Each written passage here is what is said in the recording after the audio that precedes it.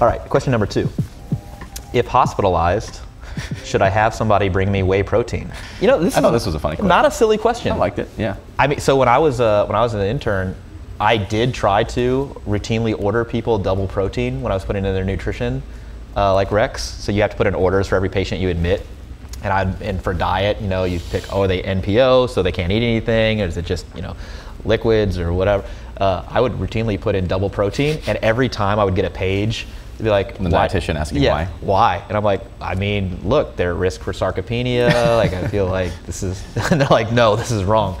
Yeah, I mean, if I was hospitalized, I would try to eat more dietary protein.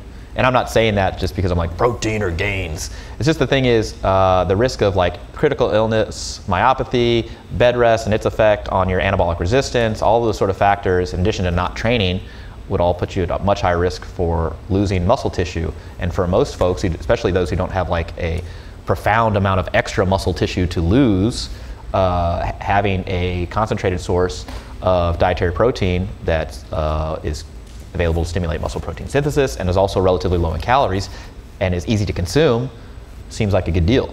So if you can't get it in the hospital, because they would give you Ensure or something, or Boost or something like that, yep, which is effectively a protein shake that is low in protein.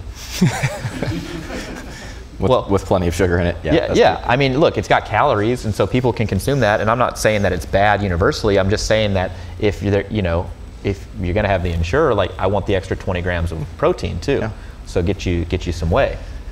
Yeah, I mean, I think that's reasonable. On the other hand, the counter argument that I make frequently when we're talking about in-hospital diets, because I am involved in making these decisions frequently, sure, is that it's unlikely to make a big difference on people's long-term outcomes when most hospital stays are not going to be particularly long.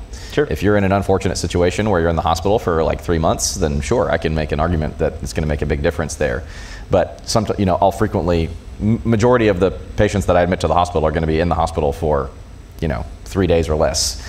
Most of them, and fewer are going to be there longer than that, and then the fewest are going to be there for like weeks to months on end. So somebody who's going to be in the hospital for a day or 2 days or 3 days, we're going to say, oh, they have heart disease, so we're going to put them on a heart healthy diet for a day in the hospital. I'm like, that doesn't really do anything. So I tend to not be super picky about that, because ultimately what it ends up doing is just restricting the patient's choices when they're in the hospital and they're already miserable enough.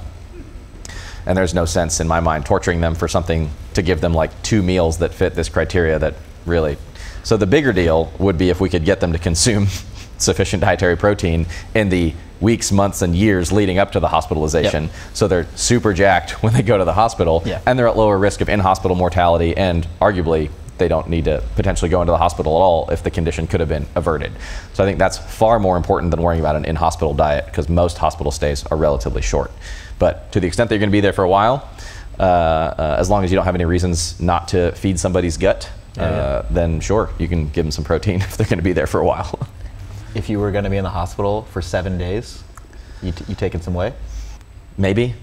I'm not going to be going out of my way to get it, though. No, but Lorraine's bringing you some whey. Yeah, probably that strawberry junk that you keep in the back of your pantry. Yeah, I know.